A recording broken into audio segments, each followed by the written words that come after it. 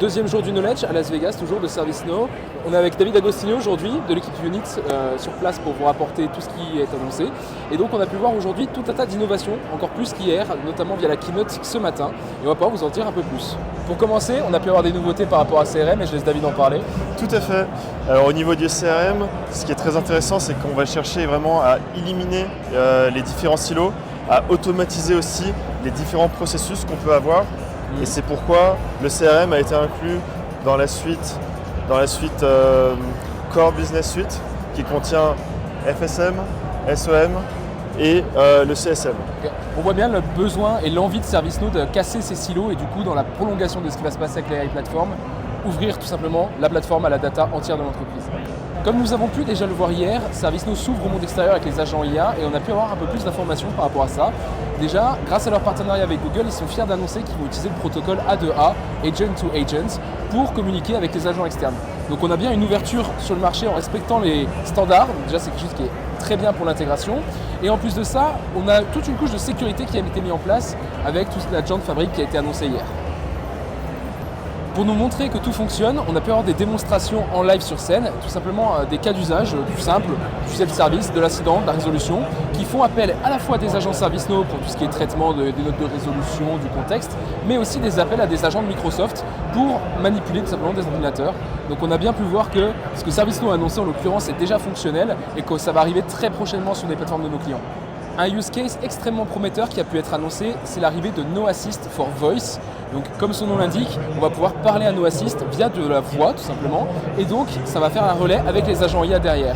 On a eu la démonstration au travers d'un agent qui tournait pour des incidents. Un utilisateur avait un problème avec son ordi, il appelle le helpdesk qui est une IA. Et en fait, No Assist va non seulement comprendre la voix de l'utilisateur, l'interpréter et compléter l'incident qui va être créé avec les informations contextuelles et un agent prend le relais pour ensuite faire le traitement, l'analyse et si jamais ça peut être résolu tout seul, l'auto-résolution. Et si jamais ça ne peut pas être résolu tout seul, à ce moment-là, la réaffectation vers un agent avec un résumé de tout ce qui a été tenté. On peut donc voir que le gap entre les agents IA qui sont aujourd'hui encore dans l'assistance comme No Assist plutôt que dans l'automatisation et la future automatisation est très réduit. Et surtout, on voit que l'externalisation vers les systèmes comme ceux de Microsoft ou de Google sont très proches de fonctionner et seront un énorme ajout à la No Platform. Avec tous ces agents IA qui arrivent, il faut bien quelque chose pour le contrôler. Et ServiceNow nous a introduit la Control Tower IA. Qu'est-ce que c'est ? Ça permet en fait d'avoir une visibilité totale sur les IA qui sont utilisées dans ServiceNow en interne, mais également en externe. L'ensemble de ces agents IA qui sont visibles au sein de la Tower permettent ensuite de prendre des décisions et en fait d'avoir une gouvernance sur l'ensemble de ces agents IA. Le gros avantage par rapport à ce qu'on a pu voir hier, c'est qu'on a eu des visuels de comment va fonctionner la Control Tower et notamment une vue graphique qui est super intéressante dans laquelle on va pouvoir voir l'étendue de l'utilisation des agents dans la Control Tower par rapport à des personas précis ou des zones de l'entreprise, ce qui fait qu'on va pouvoir beaucoup plus identifier la partie gain en fait, de ces agents au long terme via la gouvernance apportée par la Control Tower. Un autre point extrêmement important de la ServiceNow AI Platform, c'est la partie données. C'est que ServiceNow le précise bien, utiliser de l'intelligence artificielle sans avoir de la data qui est conséquente et qui est surtout pertinente, ce n'est pas très intéressant. Et donc grâce à la data fabric, on va pouvoir avoir une interconnexion avec tout un tas de services externes. Déjà, on va pouvoir respecter les patterns zéro copy, ce qui fait qu'en termes de performance et d'utilisation de la base de données de tout ça, on est sur quelque chose de très performant et très réduit.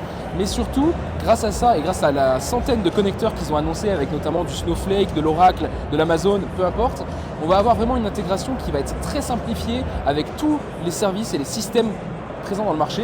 Et ce qui fait que notre IA sur ServiceNow, et y compris du coup les agents externes, vont avoir accès à la data entière de l'entreprise et donc va améliorer grandement la pertinence de ces cas d'usage. On va avoir finalement les trois nouveaux piliers de cette IA-driven enterprise qui sont le data, les workflows et l'IA. Pour conclure, ServiceNow nous a apporté des précisions quant aux informations qu'il nous avait déjà communiquées l'année dernière au Knowledge 2024, c'est-à-dire RaptorDB, la grosse refonte de la base de données de ServiceNow. Donc, pour des raisons de performance et de compatibilité avec les nouveaux systèmes qui arrivent, ils mettent à jour leur stack technologique, passant de MariaDB à PostgreSQL modifié, ce qui s'appelle RaptorDB. Et donc en l'occurrence, on va avoir deux tiers disponibles pour les entreprises. On va avoir RaptorDB standard et RaptorDB Pro. Pro étant un tiers supplémentaire à payer.